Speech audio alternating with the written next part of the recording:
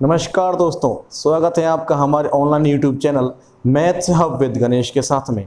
यहाँ पर हम आपके लिए लेकर आए हैं अपनी पुरानी कंटिन्यू सीरीज को आगे बढ़ाते हुए प्रश्न संख्या 14वीं, 15वीं और 16 की ओर। तो समय बर्बाद न करते हुए देखिए प्रश्न नंबर 14 में क्या कहना चाहता है। ध्यान देंगे कि 10 और 250 के बीच में 4 के कितने गुणज हैं। ध्यान देने वाली बात है कि 4 के गुणज बताने हैं, वो भी 10 और 250 के बीच में, अर्थात 10 से अधिक और 250 से कम, या अर्थात पहले की ओर। तो देखिए 10 के बाद 4 का गुणज, मैंने आपको कल ही बताया था कि 4 का गुणज कौन होगा। गुणज वही होता है जिसमें 4 का भाग जा सकता है, अर्थात जो 4 का गुणज होगा वो 4 से विभाजित भी बिल्कुल होगा। तो हम यहाँ गुणज के स्थान पर विभाजित भी देख सकते हैं। तो देखिए 10 के बाद 11 में 4 का भाग नहीं जाता, 12 में 4 का भाग बिल्कुल जाता है। इसके बाद 12 में 13 में नहीं जाएगा, 14 में नहीं जाएगा, 15 में नहीं जाएगा, सीधा 16 में जाता है। तो अर्थात हम कह सकते हैं कि 4 का पहाड़ा 10 के बाद कितना आएगा 12, 12 के बाद कितना आया 16। तो ये वाली सीरीज तो अपने को मिल गई 12 और 16। 250 के बाद से पहले, 250 से पहले कौन सा सम्मान है जिसमें 4 का भाग जाता होगा। तो चलिए भाग लगा के चेक कर लेते हैं। 4 का भाग लगाया 250 में, 4 6 की 24, बचा 1, ऊपर से तर गया 0, 4 दूनी 8, बचा 2। यहाँ 2 के से कैंसिल कर दीजिए। कल मैंने आपको सिखाया था कि आप अंतिम वाले मान को जल्दी से जल्दी कैसे प्राप्त कर लेते हैं। यहाँ स्टार्टिंग वाले मान में ऐसा कुछ था ही नहीं, बहुत नॉर्मल वैल्यूज़ थी, जैसे आप नॉर्मली भी निकाल सकते हैं। देखिए 2 घटाएंगे तो कितना मिलेगा 248, अपने को मिल गया 248। इसने हमसे पूछा है कितने गुणज हैं, केवल हमसे नंबर्स पूछे हैं, n का मान हमसे पूछा गया है। तो देखिए हमारे लिए a का कितना मान हो गया, a का मान हो गया 12, b का मान कितना है, मैंने आपको बताया था सम या विषम नहीं है। तो जो गुणज होंगे या जो विभाजित वाला जो अंक होगा वही अपना सारवंतर होता है, लेकिन फिर भी अपन अपने मेथड से निकालते हैं। देखिए कितनी भी 2 को अंडरलाइन कर लीजिए, बाद वाले में पहला वाला घटा लेते हैं। 16 माइनस 12 अपने को कितना मिल गया, अपने को मिल गया 4। इसके बाद क्या करते हैं, देखिए अब यहाँ पर हमारे पास डॉट डॉट डॉट के तुरंत बाद कौन है, an है। an का मान कितना मिल गया 248, और n का मान हमसे पूछा गया है, n का मान हमसे बिल्कुल पूछा गया है।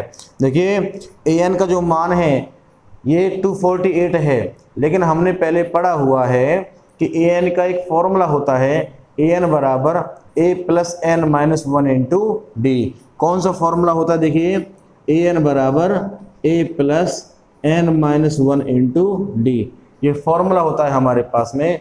लेकिन इस फॉर्मूले को लिखने के लिए जगह नहीं है, क्योंकि यहाँ पर पहले उसका मान दिया हुआ है, तो इसलिए इस फॉर्मूले को इस मान के बराबर में ही लिख देंगे।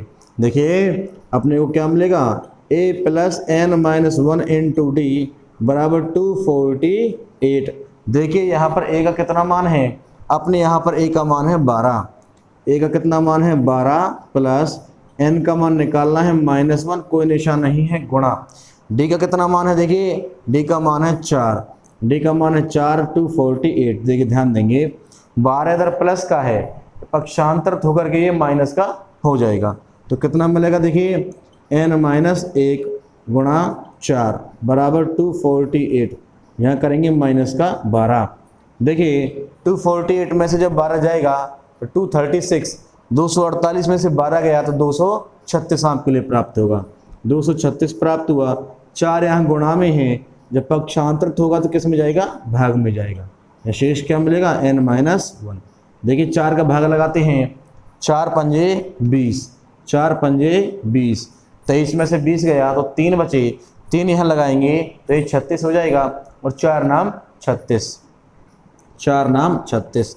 ये माइनस का 1 है, पक्षांतरित होकर के प्लस का 1 हो जाएगा। देखिए प्लस का 1 हो गया, तो यहाँ कितना मिला, ओनली n मिला। तो n की वैल्यू क्या हो गई, n की वैल्यू हो गई 59 और 1 60, n की वैल्यू क्या हो गई 59 और 1 60 अपने पास प्राप्त हो गई। अर्थात हम क्या कह सकते हैं, हम कह सकते हैं कि 10 और 250 के बीच 4 के जो गुणज हैं उनकी संख्या कितनी होगी, 60 संख्याएं ऐसी होंगी जो 4 के गुणज होंगी। तो प्रश्न आपके सामने है, ये रफ कार्य है, आप इसको हटा दीजिए। देखिए प्रश्न आपके सामने, आप चाहें तो इसका शॉर्ट वगैरह लिख सकते हैं।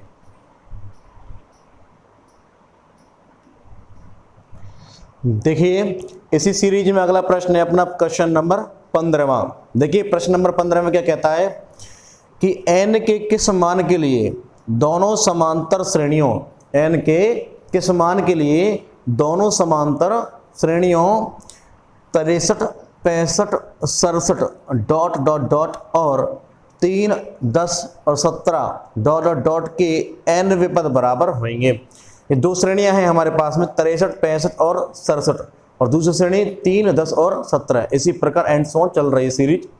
तो इन सीरीज के कौन से पद हैं जो दोनों बराबर होंगे, और वे दोनों पद हमको बताने हैं कि वे दोनों, वो ऐसा कौन सा ऐसा नंबर से, ऐसा कौन सा वो पद का मान है ये दोनों जहां पर बराबर होते हैं। देखिए वो n का मान जो इसका है वही n का मान इसका भी एक ही होगा, जो n का मान इसका है वही n का मान इसका होगा, जहां इन दोनों के मान क्या आएंगे, बराबर आएंगे। देखिए चलते हैं इस प्रश्न को, देखिए सीरीज लिखते हैं बारी बारी, 63, 65, 67 डॉट डॉट डॉट, इसके बाद अगली सीरीज यहाँ लिखते हैं 3, 10, 17 डॉट डॉट डॉट। देखिए इस सीरीज को मैं स्मॉल जो अल्फ़ाबेट हैं उनसे डिनोट करूँगा, और जो इस सीरीज को मैं कैपिटल अल्फ़ाबेट से डिनोट करूँगा, ठीक है साहब। देखिए यहाँ जो 63 का मान है वो स्मॉल a होगा 63, ठीक है सर। इसके बाद d किससे होगा, किन्हीं दो को अंडरलाइन कर लीजिए, क्रमागत होने चाहिए। बाद वाले में पहला वाला घटा लेते हैं, बाद में कौन है 65, घटाएंगे पहला वाला 63, तो अपने को कितना मिलेगा, अपने को मिलेगा 2, ठीक है साहब। अपने को कितना मिल गया, डी का मान 2 मिल गया। अभी यहाँ से डॉट डॉट डॉट के तुरंत बाद वाला हमको नहीं पता, an मान लेते हैं, और an का ध्यान रखेंगे थोड़ा सा, अभी इसको रहने देते हैं, थोड़ा और आगे करते हैं तब इसके समझेंगे और अच्छे से। यहाँ देखिए a का मान कितना है, कैपिटल A मान लेते हैं 3, इसके लिए d का मान कितना मिलेगा, बाद वाले में पहला वाला घटाया 10 माइनस 3 तो कितना मिलेगा, अपने को मिलेगा 7। इसने कहा है कि दोनों समांतर n के किस मान के लिए, तो n का वो मान, ध्यान रखना n का मान क्या होता है, an होता है, n का मान क्या होता है, an होता है। तो n के किस मान के लिए दोनों समांतर श्रेणियों, ये वाली सीरीज और ये वाली सीरीज के n वे पद बराबर होंगे। तो इन दोनों सीरीज के कौन से पद बराबर हो रहे हैं, n वे पद बराबर हो रहे हैं। तो हम इस बात को लिख लेते हैं, दोनों श्रेणियों के, ध्यान दीजिएगा सर, दोनों श्रेणियों के n वे पद बराबर हैं, n वे पद बराबर हैं। दोनों श्रेणियों के n वे पद बराबर हैं। यदि स्मॉल a वाला है, जब हम स्मॉल अल्फ़ाबेट में लिख रहे हैं तो इसके लिए n वा पद क्या होगा, स्मॉल an, और इसके लिए क्या होगा, कैपिटल an। दोनों के n वे पद कैसे हैं, बिल्कुल बराबर हैं। अब देखिए यहाँ पर इसका फॉर्मूला क्या बनता है, small a plus n minus 1 into D बराबर। अब ध्यान देंगे यहाँ n का मान देखो दोनों बराबर है, n का मान कैपिटल नहीं आएगा क्योंकि उसने कहा है n वे पद कैसे हैं, बराबर हैं। जो इसके लिए n का मान है वही n का मान इसके लिए है, तो इसलिए स्मॉल n दोनों में चलेगा। इस बात का विशेष ध्यान देना है अपने को कि दोनों में जो n चलेगा वो स्मॉल चलेगा। क्यों चलेगा, क्योंकि दोनों के n वे पद बराबर हैं, दोनों का n का मान कैसा है, बराबर है। तो जहां अगर आप दोनों में स्मॉल लेना चाहें या दोनों में कैपिटल ही लीजिए, ठीक है सर। देखिए यहाँ पर capital A plus n minus 1 into D, यहाँ भी थोड़ा सा एक कैपिटल डी कर लेते हैं, ठीक है। अब देखिए ये स्मॉल a का मान कितना है, स्मॉल a का मान है अपने पास में 63 plus n minus 1 into small d का मान कितना है 2 बराबर a का मान कितना है, देखिए 3 plus small n minus 1 into ये कैपिटल D का मान कितना है 7 है। ठीक है सर। अब यहाँ थोड़ा इसको कैलकुलेशन करते हैं इसके, देखिए 63 प्लस 2 का अंदर गुणा करेंगे, 2 गुणा n करेंगे तो कितना मिलेगा 2n। अब यहाँ माइनस का है तो माइनस 2 एकम 2 बराबर 3 का 3 प्लस 7 गुणा n करते हैं तो अपने को मिलेगा 7n माइनस 7 एकम 7। अब देखिए यहाँ n इन दो पदों में है और n का मान ही हमको निकालना है। उसने कहा है ना कि n के किस मान के लिए, तो n का मान निकालना पड़ेगा। तो क्या करते हैं, n वाले एक तरफ बिना n वाले एक तरफ। देखिए यहाँ पर अपने को क्या मिल रहा है 2n और यहाँ क्या है 7n प्लस का है, इधर आएगा तो हो जाएगा माइनस का 7n। अब यहाँ देखिए यहाँ ऑलरेडी क्या है 3 है और माइनस का 7 है, तो माइनस का बड़ा है इसलिए माइनस आएगा और 7 में से 3 गए तो कितना मिलता है 4 मिलता है। 7 में से 3 गए तो कितना मिलेगा 4 मिलेगा। अब यहाँ देखिए 63 में से 2 जाता है तो कितना मिलेगा 61 मिलता है, प्लस का मिलेगा, जब इधर जाएगा तो किसका हो जाएगा माइनस का 61 हो जाएगा, माइनस का 61 हो जाएगा। देखिए अब 2n में से 7n जाएंगे तो 5n मिलेगा और माइनस का बड़ा इसलिए माइनस आएगा बराबर, अब ये माइनस और ये भी माइनस तो जुड़ेंगे और माइनस के कितना आ जाएगा 61 और 4 हो जाएगा 65। यहाँ माइनस से माइनस कैंसिल हो गया, 5 या गुणा में है, भाग लगाएंगे तो कितना मिलेगा, देखिए n बराबर 65/5। तो n का मान कितना मिलेगा, n का मान अपने को मिलेगा 5 एकम 5 और यहाँ से लगे 5 दिया 15। अर्थात इस सीरीज का जो 13वां पद होगा और इस सीरीज का जो 13वां पद होगा, दोनों पद के मान क्या आएंगे बराबर आएंगे। ठीक है सर, तो प्रश्न आपके सामने है। आई होप कि आपको समझ में आया होगा। अगर नहीं आया तो इसको एक बार और प्ले कर लीजिए इस वीडियो को फिर से, आपको डेफिनेटली समझ में आएगा। एकदम सरल रास्ते से हमने इसको समझाया है, तो आप चाहे तो इसको उतार सकते हैं। देखिए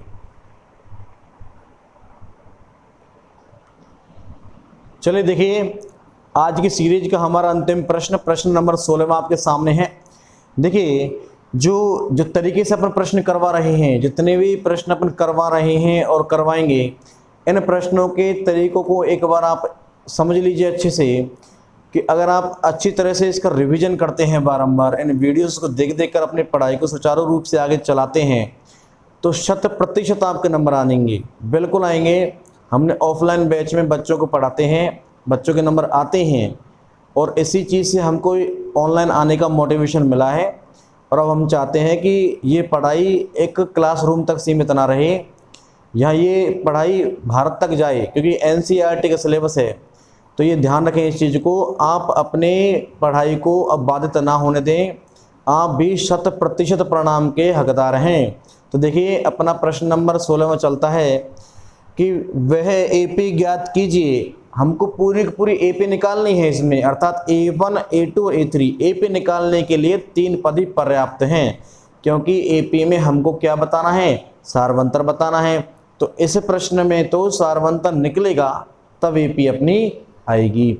तो AP ही अपनी समांतर श्रेणी को डिफाइन करती है। तो देखिए अपने को केवल 3 ही पद निकालने हैं समांतर श्रेणी के लिए, ये बात फिक्स मान लीजिए अपने दिमाग में। इसके बाद जिसका तीसरा पद मतलब A3, दूसरा पद A2, तीसरा पद A3। तो तीसरे पद की उसने बात करवाई है 16, लिख लेते हैं साथ के साथ। हम देखिए तीसरा पद कितना है 16 है, तो A3 कितना आ गया 16 आ गया अपने पास में। और 7वां पद 5वें पद से 12 अधिक है। 7वां पद A7, 5वां पद A5 अधिक है +12। तो इसको देखिए इसका इक्वेशन बनाते हैं अपन, थोड़ा इसको लिख लेते हैं। देखिए क्या लिखते हैं इसको लिखते हैं A प्लस 3 का 1 कम करेंगे 2D। देखिए ये चीज़ जो मैंने अभी की है, ये जो अपन ने बनाया है, ये मैंने पुराने वीडियोस में अच्छे से बताया है, आप चाहें तो वहाँ से देख सकते हैं। और फिर भी मैं हल्का हल्का बताता हूँ। देखिए 3 को ढकेंगे तो A लिखेंगे प्लस, A को ढकेंगे तो उसका 1 कम कर लेंगे, 3 का 1 कम 2, और क्या लगाना है D लगाना है। अब यहाँ पर आपको ये बात लग रही होगी कि सर रटा रहे हैं, हम रटा नहीं रहे हैं। यहाँ मैंने केवल आपको एक मोटा सा आइडिया दिया है। इस बात को मैंने पुराने वीडियोस में, पहली वीडियोस में अच्छे से समझाया हुआ है, आप चाहें तो वहाँ पर जा कर के देख सकते हैं। देखिए इसको मैंने क्या नाम दिया, इक्वेशन नंबर 1 नाम दिया। अब यहाँ पर लिखा हुआ है कि 7वां पद 5वें पद से 12 अधिक है। तो देखिए क्या लिखते हैं, 7वां पद हल्का कॉमा लगा हुआ, ध्यान रखना, 5वें पद से, 7वां पद 5वें पद से कितना अधिक है, 12 अधिक है। अब देखिए ध्यान देंगे, या ध्यान देने वाली बात क्या है, 7वां पद अर्थात A7, ये कॉमा आ गया। मैंने कल आपको बताया था कनेक्टिव वर्ड्स होते हैं, जहाँ कॉमा आ जाए वहाँ बराबर लगाएंगे, इसका, उसके, यहाँ, की, ऐसे वर्ड आ जाए तो भी क्या लगाएंगे, वहाँ बराबर लगाते हैं। तो कॉमा आया हल्का सा तो क्या लगा दिया, बराबर लगा दिया। 5वें पद से तो A5 से कितना अधिक हो रहा भैया, 12 अधिक, अधिक मतलब प्लस, प्लस हुआ कितना, 12 प्लस हो गया। ठीक है सर। अब ध्यान देंगे, A7 को अपन क्या लिखते हैं, A7 को हम लोग लिखते हैं A प्लस 7 का 1 कम 6D बराबर A5 को क्या लिखते हैं, A5 को हम लोग लिखते हैं A प्लस 4D, प्लस का कितना चल रहा है, 12। ये A प्लस का और यहाँ भी A प्लस का कैंसिल हो जाएंगे, क्योंकि जब A इधर आएगा तो माइनस का, और A माइनस A 0 आती है। तो अब D वाले की तरफ करते हैं, ध्यान देंगे, देखिए 6D, ये प्लस का 4D इधर आएगा तो माइनस के 4D बराबर कितना मिलेगा, 12। 6D में से 4D गया तो कितना मिलेगा अपने को मिलेगा 2D बराबर कितना, 12। 2 यहाँ पर गुणा में है, भाग लगाएंगे तो कितना, पक्षांतरण करने के बाद कितना हो जाएगा, 12/2। ये अपना क्या मिलेगा, जब 2 यहाँ गुणा में है तो पक्षांतरण करने के बाद क्या मिलेगा, 12/2। तो देखिए 2 से काटते हैं, 2 छक्की 12, डी का मान कितना मिला, डी का मान अपने को मिल गया 6। ठीक है सर, डी का मान कितना मिल गया अपने को, 6 मिल जाता है। डी का ये मान समीकरण नंबर 1 में रखते हैं। तो देखिए यहाँ लिख रहा हूँ, ये आपको जो मैं यहाँ लिख रहा हूँ ना, लाइन खींचने के बाद ये आपको इसी के नीचे लिखना है, ध्यान रखना। पन्ना खत्म हो गया है तो पीछे बैक साइड पेज पर इसको लिखना प्रारंभ कर दें, ध्यान रखना, ये इसी के नीचे ही लिखना है, आप साइड में नहीं लिखोगे कॉपी के, इससे आपके नंबर बिल्कुल कटेंगे, याद रखना। देखिए अपने को यहाँ लिखते हैं डी का मान समीकरण 1 में, डी का मान समीकरण 1 में, डी का मान समीकरण 1 में लिखते हैं। देखिए समीकरण 1 क्या है, ये रहा अपना A प्लस 2, कोई निशान नहीं है, गुणा आएगा, गुणा में कितना है, डी का कितना मान है, 6 बराबर कितना आया, 16। देखिए 2 छक्की 12, प्लस का है, पक्षांतरित होगा, माइनस का आएगा, बराबर A बराबर 16 माइनस के 12। तो A का मान कितना मिल गया, A का मान मिल गया अपने को 4 मिल गया। ठीक है सर, A का मान कितना मिल गया अपने को, 4 मिल गया। तो हमको क्या ज्ञात करना है, हमको ज्ञात करना है समांतर श्रेणी, अतः AP। तो A पे निकालते हैं। देखिए AP के लिए अपने को कितना मान चाहिए, A1 A2 और A3। देखिए A1 A2 और A3 ये अपने को निकालना है। तो देखिए A1 का मान हमारे पास में कितना है, 4 है, A1 को A बोलते हैं ना, तो कितना होगा, 4 होगा। A3 का मान भी हमारे पास दिया हुआ है, देखिए A3 का मान भी कितना है, 16 दिया हुआ है। A2 का मान अपने को निकालना है बस। तो देखिए A2 का मान निकाल लेते हैं यहाँ से, A2 बराबर A प्लस 2 का 1 कम 1D, ध्यान देंगे 2 का 1 कम कितना, 1D, तो कितना मिलेगा, A का मान कितना है, 4 प्लस D का मान कितना है, 6, 4 और 6 कितना आ गया अपने पास, 10। तो अब सीरीज क्या मिलेगी, अपने पास सीरीज मिलेगी 4, A2 का मान कितना है 10, A3 का मान कितना है 16, डॉट डॉट डॉट, ये अपने पास क्या मिलेगी हमारी AP, हमारे पास क्या मिलेगी, ये हमको AP मिल गई है भाई। ठीक है, इस प्रकार से हमको हमारी AP प्राप्त हो जाती है। तो चलिए आज की वीडियो यहीं समाप्त करते हैं, कल लेकर आएंगे अगले 3 प्रश्नों की ओर। उम्मीद है आपको ये वीडियो ज़रूर पसंद आ रही होगी, सारे सवाल समझ में आ रहे होंगे। अगर कोई समस्या किसी की है, किसी प्रश्न को लेकर है, तो आप चाहें तो हमको कमेंट बॉक्स में लिख सकते हैं, हम उसको नेक्स्ट वीडियो में उसका समाधान करने की पूरी कोशिश करेंगे। तो बने रहें हमारे साथ। Thank you, keep supported.